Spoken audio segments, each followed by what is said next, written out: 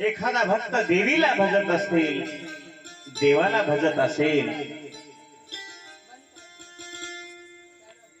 कोणत्याही देवाची भक्ती केली तरी ते सारखंच आहे. जे सर्वत्र सदा सम ते तविभाग अधोत्तम. मतीवशे संभ्रम विवंचिती सांगितले. कोणत्याही देवतेची भक्ती केली तरी ती सारखीच आहे.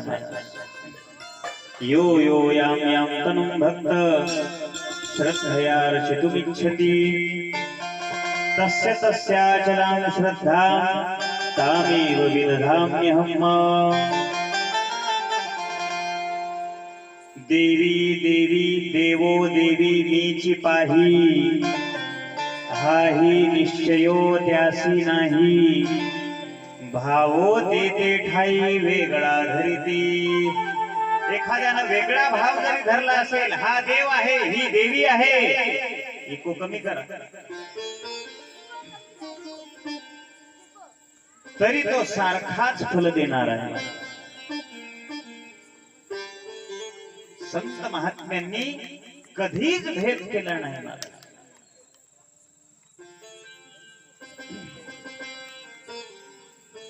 ज्ञानेश्वर महाराजांनी तर आपल्या गुरुला आई मानलेला, आई मानलेला.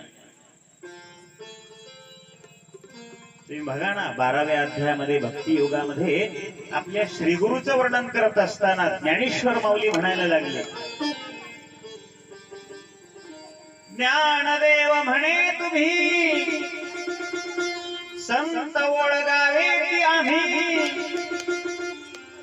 हे पढविले जी स्वामी निवृत्ती देवी. आपल्या गुरुवर्यांना आईचं स्थान दिलेले ज्ञानेश्वर महाराजांनी.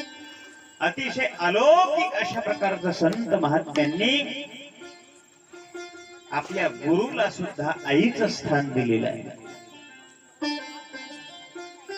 अनेक वर्णन आपल्याला पाहता येईल.